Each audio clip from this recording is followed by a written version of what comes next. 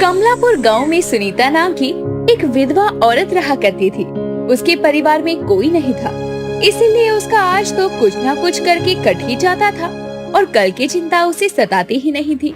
सुनीता जहाँ आलसी थी, वहीं उसका सेठ एक नंबर का कंजूस था, जो कि पसीना भी सोच सोच कर खर्च किया करता। पूरा गांव जहां सुनीता के आलसीपन से परेशान था, वहीं सुनीता के सेठ मुरारी के कंजूसी से भी। एक दिन सुनीता सेठ को कहती है, अरे सेठ जी, सब्जियां लानी है, थोड़े पैसे दे दो, फिर बाजार जाकर मैं सब्जी ले आऊं और अपने घर को निकलूं। बड़ी उबासी आ रही है और पूरा दिन सुस्ताने में गया है मेरा। अरे सुनीता, तुझे कौन सा घर जाके अपने मर्द के लिए खाना पकाना है? अभी यहीं रुक जा। बाजार में रात को सब्जियों के दाम आधे हो जाते हैं, तब मेरे लिए सब्जी ले आना। सुनीता उबासी लेते हुए कहती है, साहब जी, मैं तो थक गई हूँ, थोड़ा रसोई घर में सोकर सुस्ता लेती हूँ। जब सब्जी मंगानी हो तो बता देना और जगा देना। अरे सुनीता, सुनो तो। सेठ आवाज लगाता रह जाता है और सुनीता उसकी नहीं सुनती। सेठ मुरारी भी सुनीता के आलसीपने से बहुत परेशान रहा करता, लेकिन सुनीता भी किसी ढीठ बैल की तरह ही रस से मस्तक न होती थी। ऐसे ही मौसम बदले पर दोनों ना सुधरे। एक दिन सुनीता सेठ के लिए चाय बना कर लाती है, तो चाय में दूध नहीं था। ये देखकर सेठ खिसिया कर बोलता है, अरे ये क्या, इस चाय में तो दूध ही नहीं है। सुनीता अपने मन में धीरे से बोली, अरे बाप रे, आलस के कारण दूध तो लाई ही नहीं दुकान से। वो क्या है ना सेठ जी, दूध 67 रुपए लीटर है, तो सोचा बिना दूध के ही चाय बना दूं, सेठ जी जरा खुश हो जाएंगे। अच्छा है, पैसा बचा। जहाँ सुनीता चाय देकर जाती है, वहीं सेठ अपने मन में बोलता है, निकाल तो मैं इसे कब का देता, लेकिन इतनी कम तनख्वाह में कोई काम वाली मिलेगी भी तो नहीं।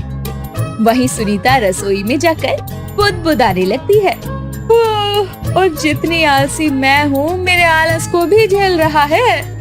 सेठ ये सोचकर सुनीता को काम देता कि भले ही सुनीता आलसी थी, उबासियां लेती थी, पर तनख्वाह भी कम लेती थी और पैसे भी बचाती थी। और वहीं सुनीता ये सोचती कि भले ही सेठ कंजूस था, लेकिन उसकी 2 वक्त की रोटी का जुगाड़ तो हो ही जाता। दोनों एक ही गाड़ी के 2 पहिए की तरह थे। एक दिन सुनीता अपने घर आकर बिना कुछ खाना बनाए सोने जा रही थी कि तभी शांता काकी आकर उसका दरवाजा खटखटाती है और उसे कहती है, अरे ओ सुनीता, बाहर आ, तुझे पता भी है क्या गजब हो गया, सुस्ताने में लगी रहती है, यूं नहीं कि दुनिया जहान की खबर भी ले लूं। अरे क्या गजब हो गया, इनकी पिंकी बेटी भाग गई क्या? उसके लक्षण तो पहले ही ठीक नहीं थे। सुनीता जाकर दरवाजा खोलती है और काकी से कहती है, अरे क्या हो गया काकी, आपको तो 1000 बार कहा था कि पिंकी के लक्षण कुछ ठीक नहीं है, लेकिन तुमने तो मेरी एक ना सुनी। अरे मेरी बेटी बीच में कहाँ से आ गई, वो तो गाय है गाय। हाँ, सींग मारने वाली। अच्छा ये छोड़ो काकी, ये बताओ हुआ क्या है, काहे रात के समय बांग दे रही हो? अरे गांव में तूफान की चेतावनी आई है और सब लोग गांव छोड़कर जा रहे हैं। अरे मैं तो कहती हूँ मेरी बच्ची, तू भी निकल जा, अभी तेरी उम्र ही क्या है। अरे काकी, इतनी बड़ी हो गई तुम और ऐसे चेतावनी से डरती हो? अरे ये सब तो आती रहती है, जाओ जाओ सो जाओ और मुझे भी सोने दो। अरे तुम तो सुबह मंदिर जाओगी, लेकिन मुझे तो सेठ के काम पर जाना है। जानती हो ना, एक नंबर का कंजूस है, सारी तनख्वाह काट देगा। सुनीता दरवाजा बंद करके सो जाती है, लेकिन अगले दिन मौसम में सच में नमी थी और आसमान में हल्का अंधेरा था। वहीं सेठ भी बहुत परेशान होकर अपनी कमरे में इधर से उधर चक्कर लगा रहा होता है। अरे बाप रे बाप, अगर सच में गांव में तूफान आया तो मेरे फार्म की मुर्गियों का क्या होगा? वो सब तो मर जाएंगी, मैं तो बर्बाद हो जाऊंगा। और मैंने तो अपना मुनाफा इस फार्म पर लगा दिया है।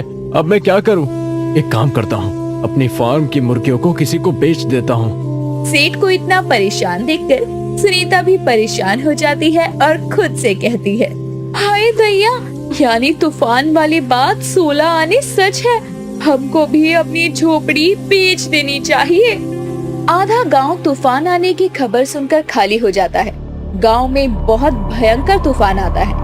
ना जाने कितनी झोपड़ी हवा और बाढ़ में बह जाती है और कितनी फसलें बर्बाद हो जाती है, क्योंकि सेठ ने अच्छे दाम के लालच में अपने फार्म की मुर्गियों को नहीं बेचा था और सुनीता ने भी आलस के कारण अपनी झोपड़ी की किसी से बात नहीं की थी, तो दोनों पर तो अब दुविधा आनी ही थी। हाय, मैं लुट गई, बर्बाद हो गई। मेरी एकमात्र सहारा मेरी झोपड़ी भी नहीं रही। अब मैं क्या करूँगी? हाय रे, ये क्या हो गया? कल सेठ ज्ञानचंद को इसे बेच देता तो ऐसा कुछ ना होता। अब तो मैं कहीं का नहीं रहा, बर्बाद हो गया रे। सुनीता के पास अब रहने को ठिकाना ही नहीं बचा था। वो सेठ के पास आती है। सेठ जी, गांव आधा खाली हो गया है और मेरी तो झोपड़ी भी उजड़ गई। मुझे कुछ पैसे दे दो, मैं शहर जाकर कोई नया काम देख लूंगी। देख सुनीता, तुझसे कुछ भी छुपा नहीं है।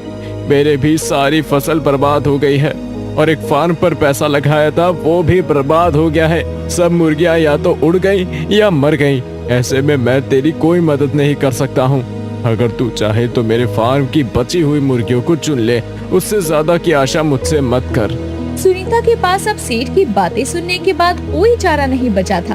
वो सेठ की बर्बाद फार्म को देखने जाती है और रोने लगती है और ठीक मुर्गियों को चुनकर जमा करने लगती है। सारी जिंदगी आलस किया। अगर अपने भविष्य के लिए कुछ बचाया होता ना सुनीता तूने, तो आज ये दिन तुझे देखना नहीं पड़ता। अरे अब पछताए होते क्या जब गाँव में आ गया तूफान। चलो जी चलो, शहर को बढ़ो। सुनीता मुर्गियों को काटकर उनका चिकन एक बोरी में भर लेती है और शहर आ जाती है। वो चिकन को लेकर एक रोड किनारे खड़ी हो जाती है और कहती है, अरे ले लो चिकन ले लो, ताजा चिकन ले लो।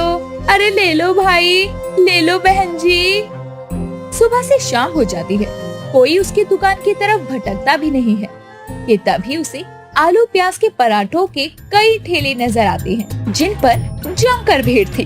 हाय दैया, एक कच्चा चिकन इतने सस्ते दाम पर कोई नहीं ले रहा और वहाँ पराठों पर भर भर कर भीड़ है, सब्जी भी सलाद भी। अरे गजब माया है ये तो। अरे सुनीता, क्यों ना तू भी चिकन के पराठे बनाकर बेच दे, क्या पता थोड़ी सी कमाई हो जाए। अगले दिन सुनीता अपने कुछ चिकन को मिट्टी के मोल बेचकर एक ठेला खरीद लेती है और पराठे की दुकान लगाकर खड़ी हो जाती है, जिस पर वो चिकन के पराठे बेचने लगती है। लेकिन पराठे सेकते वक्त वो थोड़ी जल जाते हैं, क्योंकि उसकी आंख जो लग गई थी, क्योंकि उसके अंदर का आलस अब तक गया नहीं था और वो जाग कर खुद से कहती है, हाय दैया, ये तो जल गया। अरे सुनीता, तुझे भी अभी सोना था क्या? वो भी खड़े खड़े। किस्मत भी मुई सोई पड़ी है और तू भी जग के राजी नहीं। एक दिन उसकी दुकान पर एक छोटी सी बच्ची आकर कहती है, आंटी, एक चिकन का पराठा दो ना।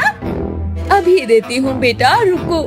सुनीता बच्ची को अचार के साथ चिकन का पराठा देती है और बच्ची पराठा खाकर कहती है, छी, ये तो बहुत गंदा है, इसमें तो स्वाद ही नहीं है। मैं इसके पैसे नहीं दूंगी, आप ही खाओ इसे। वो लड़की बिना पैसे दिए सुनीता से लड़कर चली जाती है। अब सुनीता खुद पराठे बनाकर खा रही थी और अपना गुजारा कर रही थी, क्योंकि वो अपने आलस के दामन को छोड़ने को तैयार ही नहीं थी। रोज उसकी दुकान पर ग्राहक आते और कुछ उसे बिना पैसे दिए चले जाते, तो कुछ उसे खूब खरी खोटी सुनाकर जाया करते। एक दिन तेज बारिश तूफान में सुनीता ठंड में ठिठुर कर पराठे बेच रही होती है। मैं तो खुद पराठे खा खा कर थक गई हूँ। अरे ऊपर से तो आज कोई ग्राहक भी दुकान पर नहीं आया। एक हफ्ते से दुकान पर कोई नहीं है। मैं तो खुद चिकन के पराठे खाकर ऊब गई। ऊपर से ये मौसम भी मेरा दुश्मन बना है। लगता है शहर में भी बाढ़ ही आएगी। तभी सुनीता की दुकान के पास एक गाड़ी आकर रुकती है, जिसमें से वरुण बाहर आता है, जो सुनीता को ठंड में बारिश में पराठे बेचता देखकर उसके पास जाकर पराठे मांगता है। ये सुनकर सुनीता के चेहरे पर मुस्कान आ जाती है और वो उसे पराठे खाने को देती है। लेकिन जैसे ही वरुण पराठे खाता है, वो अपने मन में कहता है, अरे ये पराठे तो बहुत बेकार हैं और लगता है कि ये दिल से इन्हें बना भी नहीं रही है। लेकिन ये औरत मेहनत करना चाहती है, मुझे इसकी मदद करनी चाहिए। जिसके बाद वरुण सुनीता से कहता है, देखिए, आप में काम करने की लगन तो है, पर आपसे कुछ चूक हो रही है। अगर आप मेरे बताए हुए रास्ते पर चलेंगी तो मैं आपकी कुछ मदद कर सकता हूँ। साहब, बड़ी मेहरबानी होगी आपकी अगर आप हमारी मदद कर दे तो। गांव में तूफान आया था और मैं यहाँ आ गई। मैं आलसी भले हूँ लेकिन मेहनती भी हूँ। मुझ बेसहारा को यहाँ पैर जमाने में समय लग रहा है। मेरी मदद कीजिए। ये आलसी चिकन पराठे वाली आपका एहसान सारी जिंदगी मानेगी। वरुण एक शेफ था जो शहर में खुद का एक क्लाउड किचन चलाया करता था। वो अक्सर रात को तरह तरह के खाने की खोज में निकलता। तभी उसे एक रात को सुनीता मिल जाती है और उसके मन में सुनीता की मदद करने की इच्छा उत्पन्न होती है और वो सुनीता को अपने साथ लेकर जाता है और उसको चिकन के कई तरह के व्यंजन भी बनाना सिखाता है और सोशल मीडिया पर उसे प्रमोट भी करता है। और सुनीता भी अपने हालातों को समझकर आलस छोड़कर मेहनत करने लगती है। लखनपुर गांव के अंदर रेशमा नाम की एक लड़की रहा करती थी, जो कि बहुत मेहनती थी लेकिन अनाथ थी। वो कोई न कोई काम करके अपने घर का गुजारा चलाया करती। जब वो 10 साल की थी तो उसकी माँ चल बसी, जिसके कुछ सालों बाद उसके पिता उसे गांव में अकेला छोड़कर शहर चले गए और फिर वापस कभी आकर उसकी खोज खबर तक नहीं ली। कुछ न कुछ काम करके वो लड़की अपना पेट पाल रही थी। एक दिन उसके घर विमला काकी कुछ लड्डू लेकर आती है और कहती है, ले रेशमा, ये लड्डू मैं तेरे लिए लेकर आई हूँ। घर पर बच गए थे तो मैंने सोचा तू खा लेगी। वैसे भी गरीब बच्ची का पेट भरना चाहिए, जैसे भी भरे। शुक्रिया काकी। और मेरे पैसे? कैसे पैसे रेशमा? किन पैसों की बात कर रही है तू? काकी, मैंने आपकी बेटी की शादी में आपके घर का काम संभाला था और ये तो सब जानते हैं ना कि गांव में किसी के घर भी शादी होती है तो मैं झाड़ू पोछे का काम संभालने के पैसे लेती हूँ। अरे कैसी बातें कर रही है रेशमा, अब अपनी काकी से भी पैसे लेगी क्या? पैसे के बदले लड्डू तो दे रही हूँ ना। तू तो जानती है तुझसे तो कुछ नहीं छुपा है। मेरे पास कोई पैसे नहीं है, ये लड्डू लेने हैं तो ले ले। विमला ये बोलकर वहाँ से चली जाती है और रेशमा कुछ भी नहीं बोल पाती और बस अपनी किस्मत को कोसती रह जाती है। ये सब मेरे साथ ही होना होता है क्या? ऊपर वाले, तुझे मेरी हालत पर बिल्कुल भी तरस नहीं आता। पहले तो तूने मेरी माँ मुझसे छीन ली और उसके बाद मेरा बाप भी मुझे छोड़कर चला गया और अब पड़ोसी दिए हैं तो वो भी ऐसे। रेशमा खुद ही गुस्सा कर खुद ही शांत हो जाती है और अपने गुजारे के लिए अब एक केशवलाल सेठ के खेत पर काम करने लगती है, जो कि उस पर बुरी नजर रखा करता था और अधेड़ उम्र का आदमी था। वो खेत में बीज बोती रेशमा को देखकर कहता है, सच कहूँ तो रेशमा, तुझे इतना काम करते देख मुझे बड़ा दुख होता है। अभी भी समझा रहा हूँ, ब्याह कर ले मुझसे, फिर हाथ में माटी और बीज की जगह नोटों की गड्डियाँ होंगी, गड्डियाँ, देख लेना। सेठ जी, आपने समाचार सुना? पड़ोस के किशनगढ़ में ना एक किसान की बेटी को एक जमींदार परेशान किया करता था। फिर ना एक दिन तंग आकर उस लड़की ने खुरपी से जमींदार की गर्दन ही धड़ से अलग कर दी। ये सुनकर केशव बहुत ज्यादा डर जाता है और सक पकाते हुए कहता है, वो सब झूठ है। तुम अपने काम पर ध्यान दो, ठीक है? वरना पगार काट लूंगा, समझी? केशव ये बोलकर वहाँ से चला जाता है। रेशमा मुस्कुराती हुई अपने काम करने लगती है। जब भी केशव सेठ उसे परेशान करता तो वो झूठी कहानियाँ सुनाने लगती और केशव मरने से बहुत डरता था। वो वहाँ से भाग जाया करता। दिन ऐसे ही गुजर रहे थे। रेशमा कुछ न कुछ काम कर अपना गुजारा किया करती। एक दिन वो खेत से घर जाते हुए एक जगह पर बहुत भीड़ देखती है और खुद से कहती है, अरे ये इस जगह पर इतनी भीड़ क्यों है? मुझे लगता है मुझे जाकर देखना चाहिए, आखिर यहाँ चल क्या रहा है। रेशमा वहाँ जाकर देखती है तो वहाँ एक पानी पूरी वाला पानी पूरी बेच रहा था और उसकी दुकान पर बहुत ज्यादा भीड़ लगी थी। इतनी भीड़ को देखकर रेशमा के मन में सवाल आता है, अरे ऐसे भी कौन सी पानी पूरी दे रहा है जो पूरे गांव वालों ने इतनी भीड़ लगा रखी है। औरतें तो छोड़ो, आदमी भी दुकान पर खड़े होकर पानी पूरी खा रहे हैं। मुझे भी ये पानी पूरी खाकर देखनी चाहिए, आखिर ऐसा क्या है इसकी पानी पूरी में। रेशमा ये बोलकर अपनी जेब को टटोल कर देखती है तो उसके पास मात्र 10 रुपए थे।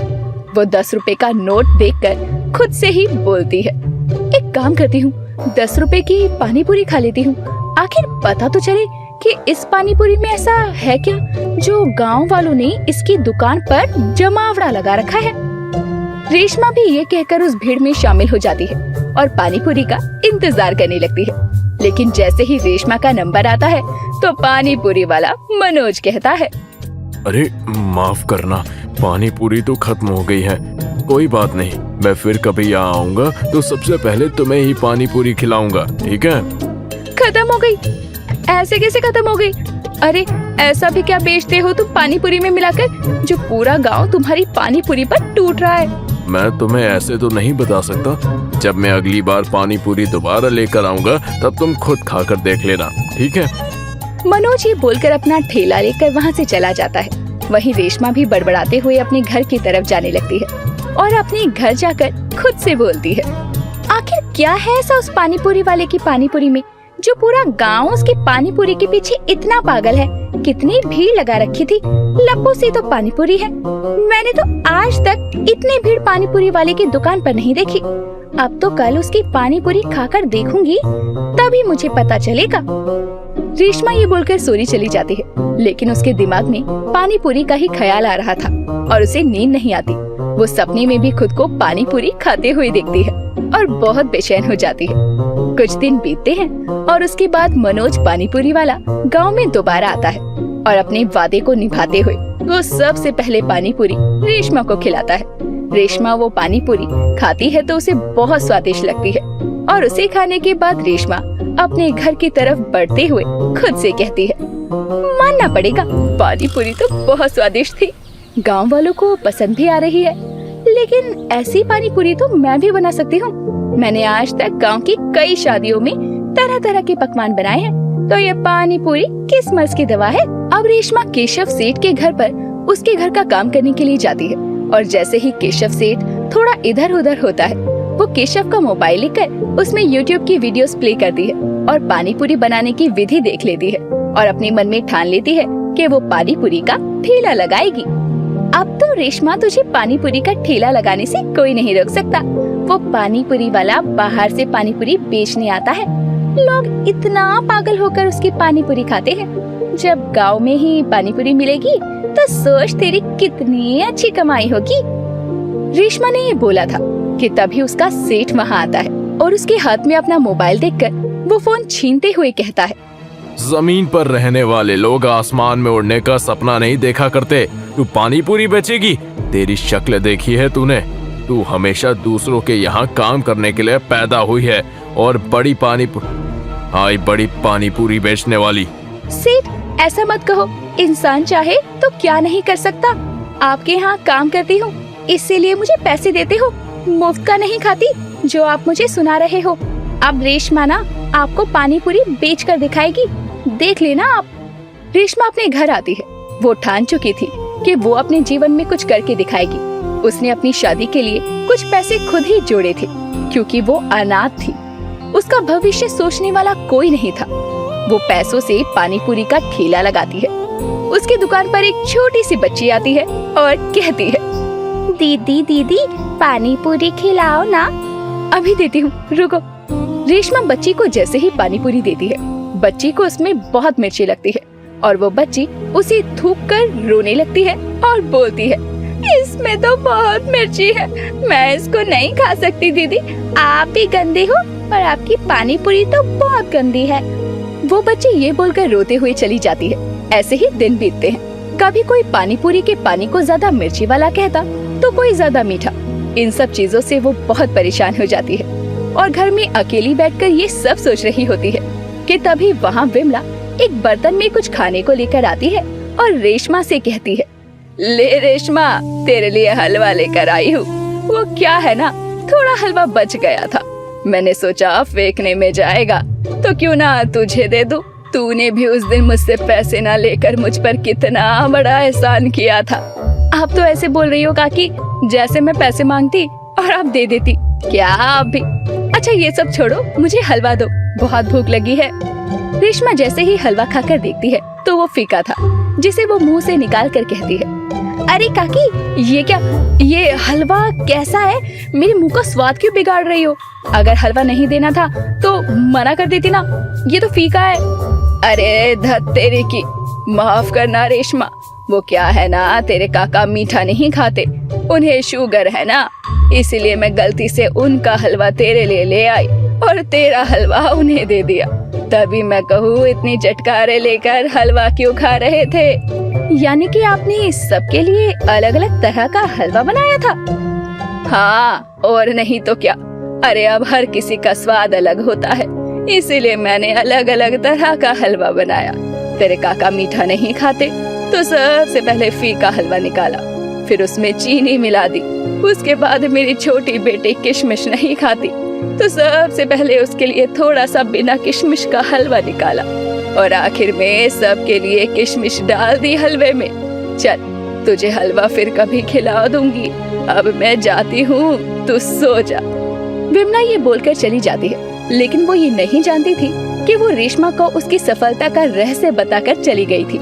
जिसके बाद रेशमा सोती नहीं है और पूरी रात मेहनत कर पानी पूरी के लिए अलग अलग तरह का पानी बनाती है और 6 बर्तनों में भर लेती है। उसने पानी पूरी के लिए पूरी रात जगकर मीठा पानी तैयार किया, पुदीने का पानी बनाया, इमली का पानी बनाया, धनिये का पानी, जीरे का पानी और हींग का पानी भी तैयार किया, जिसे अगले दिन वो बेचने लगती है और उसकी दुकान पर बहुत भीड़ होती है और सब उसकी पानी पूरी की तारीफ कर रहे थे।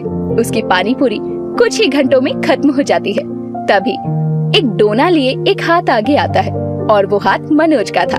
रेशमा उसे देखकर मुस्कुराते हुए कहती है, माफ करना, आज तो पानी पूरी खत्म हो गई, लेकिन कल जब मैं फिर से पानी पूरी की दुकान लगाऊंगी तो सबसे पहले पानी पूरी आप ही को खिलाऊंगी।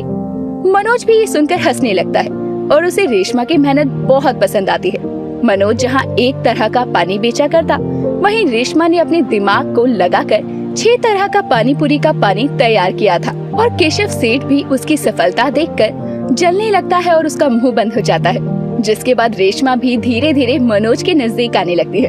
दोनों एक दूसरे के साथ शादी कर लेते हैं और मिलकर अपने पानी पूरी का ठेला चलाने लगते हैं और दूर दूर तक गाँव में मशहूर हो जाते हैं।